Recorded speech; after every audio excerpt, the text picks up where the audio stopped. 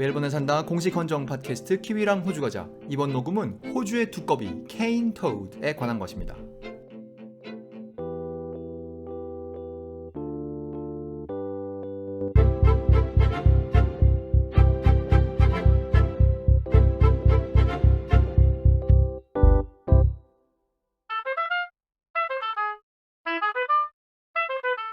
(2023년 2월 18일에) 녹음하고 있습니다. 오늘날 전 세계에 뉴스가 많죠.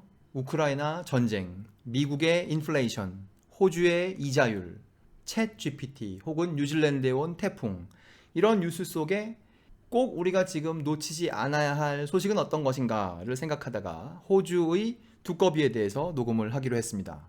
우선 BBC의 보도로부터 시작을 하죠.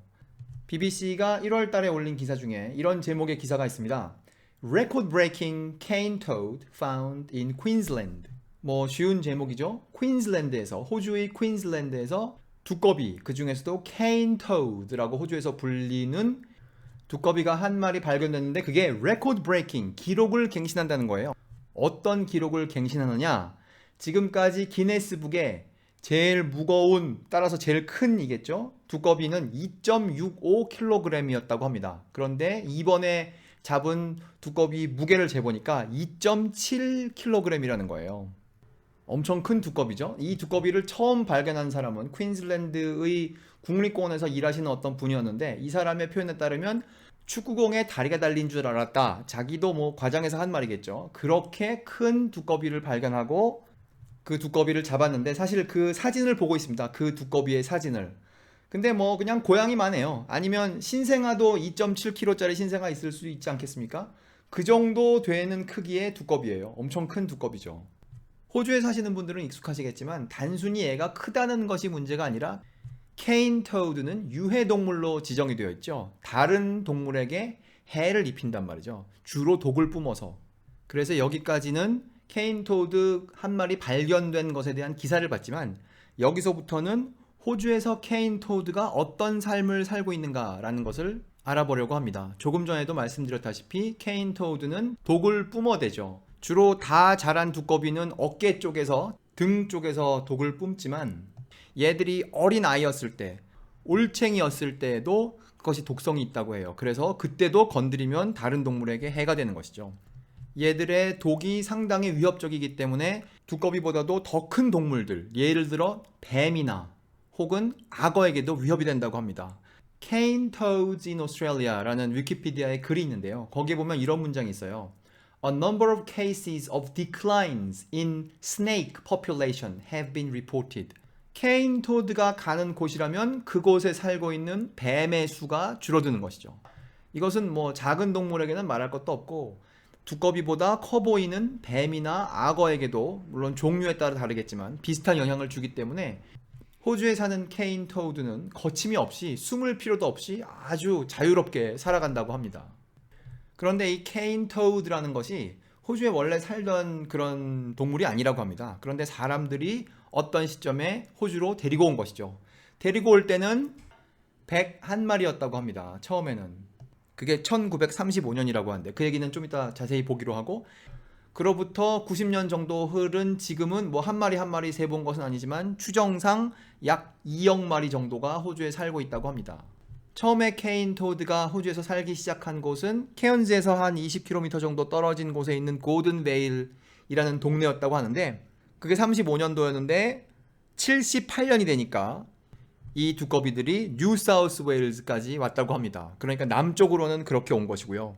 서쪽으로는 그 퀸즐랜드 오른쪽 귀퉁이에서부터 시작해서 서쪽으로 계속 가서 노던 테리토리와의 경계를, 즉 퀸즐랜드 노던 테리토리의 경계를 넘어서는 게 1984년, 그게 한 뭐 900km쯤 되죠.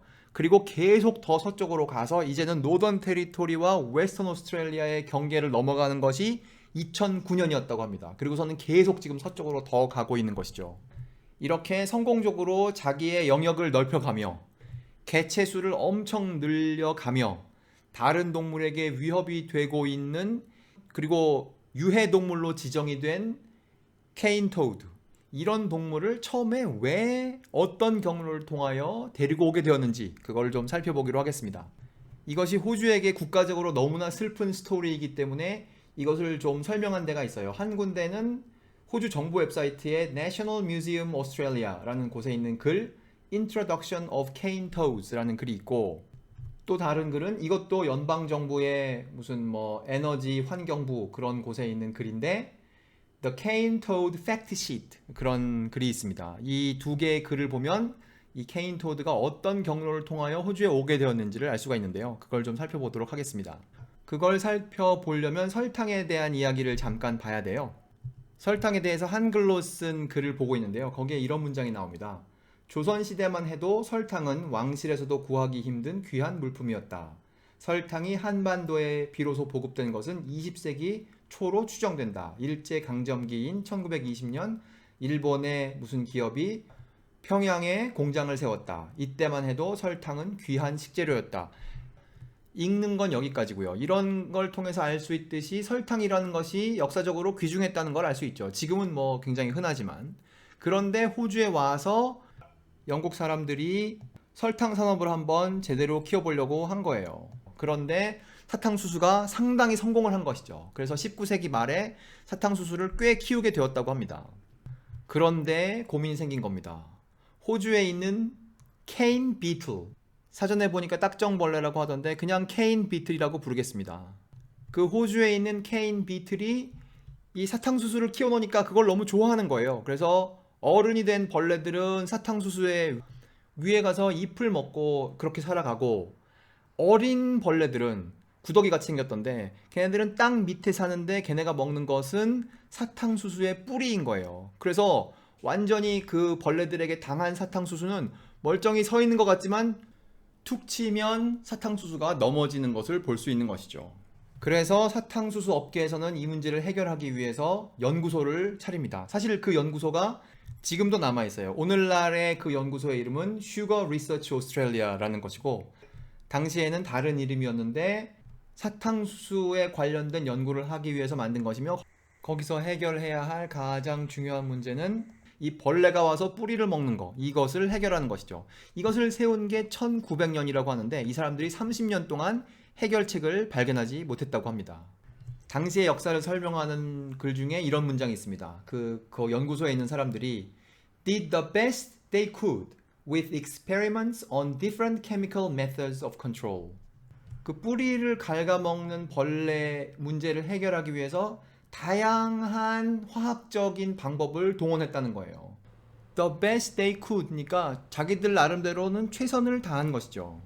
그런데 이런 조직들이 흔히 그렇죠. 예산이 정해져 있고 인원이 정해져 있기 때문에 그 성과는 제한되어 있는 거죠. 그런데 거기에 있는 어떤 과학자가 1932년에 푸에르토리코에서 하는 어떤 학회에 가게 됐다고 합니다. 그런데 거기서 엄청난 소식을 들은 거죠. 미국에서 이런 비슷한 문제를 두꺼비로 해결했다, 이런 소식을 들은 거예요. 여기에 참석한 호주 과학자의 이름이 아서 머라는 분인데, 아마 이거를 들었을 때 야, 드디어 호주의 과학 역사에 내 이름이 남는구나 라고 생각하지 않았을까, 제가 그렇게 짐작을 해봅니다. 이 얘기를 듣고 이 사람이 호주로 돌아와서 이제 막 발표회를 했겠죠. 이렇게 하면 해결된다.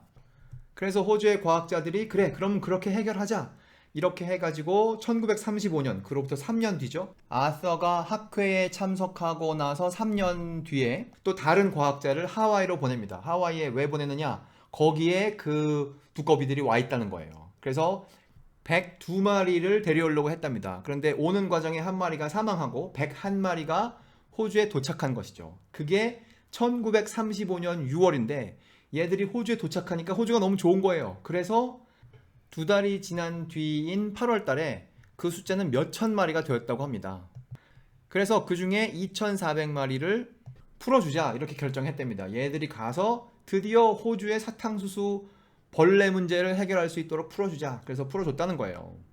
그 동네는 고든베일이라는 동네였다는데, 거기가 아까도 봤듯이 케언즈에서 한 20km 정도 남쪽으로 떨어진 동네였다고 합니다.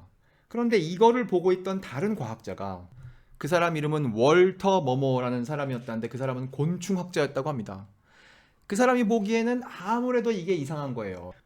저렇게 외부에서 가져온 두꺼비를 풀어주는 것이 호주 생태계에 나쁜 영향을 줄 텐데 라고 생각을 했던 것이죠. 그래서 이런 자기의 생각을 연방정부에 가서 설명했답니다. 그랬더니 연방정부에 있는 사람들이 맞아요. 두꺼비 푸는 것을 금지해야겠군요. 이렇게 생각을 했답니다. 그래서 연방정부에서 이것을 금지하게 됐고 이 소식을 들은 사람들 중 기분 나쁜 사람들은 누구였겠습니까? 사탕수수 농장을 대규모로 하는 사람들이 엄청 기분 나빴겠죠. 그래서 당시에 수상에게 채찍과 당근으로 접근을 해서 이 금지를 풀어야 된다고 해가지고 당시에 수상이 1936년에 금지는 취소, 두꺼비에게 자유를 이렇게 해줬답니다. 그 결과 우리가 아까 본 대로 케인 토우드들이 호주의 넓은 지역으로 마구 퍼져가게 되고 그 서식지가 1년에 40 내지 60km 정도씩 넓어진다고 합니다. 그 두꺼비 서식지의 경계선이 그만큼씩 움직이는 것이죠. 이것은 1년에 이만큼 넓어지는 것이고 한 마리가 하룻밤에 1.8km를 갈 수 있다는 거예요. 그러니까 엄청 많이 가는 거죠. 시간이 지나고 나서 보니까 그 케인 비틀이라는 벌레를 얘들이 먹지도 않는다는 거예요. 그래서 케인 비틀의 문제는 나중에 화학 물질로 해결을 하고 그러니까 이제 아무런 할 일도 없는 케인 토우드들은 그냥 마구 자기 서식지가 넓어질 뿐인 것이죠. 이러한 역사적인 배경 속에 2023년 2월 6일 어떤 소식이 보도가 되었습니다. 그 소식에 따르면 뉴사우스웨일즈에 있는 뉴카슬에서 이것도 한 20km 정도 서남쪽에 떨어진 어떤 동네에서 케인 토드 51마리가 발견된 거예요. 그러니까 사람들이 엄청 놀라지 않았겠습니까? 그래서 뉴사우스웨일즈 정부에서 조사를 해보고 뭐라고 발표했느냐? 이 케인 토드들은 여기서 자라나고 있는 것이 아니라 어딘가에서 온 것이기 때문에 걱정하지 마시고 생업에 종사하라고 발표한 거예요. 신문에 보도가 된 그 문장을 한번 읽어보도록 하죠. The New South Wales government does not believe localized breeding has occurred. 이게 바로 그 말이죠. 여기서 즉 뉴카슬에서부터 또 남쪽에 있는 이 동네에서 케인 토드들이 알을 낳고 자란 것이 아니라고 믿는다 라고 이렇게 발표를 한 것이죠. 그러니까 여기는 케인 토드들이 어떤 방법을 통하여 오긴 했지만 여기서 이 두꺼비들이 산다라고 말할 수는 없다는 거예요. 같은 기사에 따르면 여기가 케인 토드가 없는 청정 지역이에요 라고 발표를 하려면 아직도 많은 시간이 필요하다 이렇게 보도를 하고 있습니다. 만일 뉴카슬마저 케인 토드에게 함락이 된다면 시드니는 인간과 두꺼비 대결의 동부전선 최전방이 되는 것이죠. 시드니에 사시는 분들을 생각하면 이번 녹음의 부제는 내가 아니면 누가 지키랴로 해야 되지 않을까 생각합니다. 호주의 두꺼비에 대한 녹음은 여기까지입니다. 멜번에 산다 공식 헌정 팟캐스트 키위랑 호주 가자. 이번 녹음에서는 호주에서 아주 잘 살고 있는 케인 토드에 관하여 알아보았습니다. 감사합니다.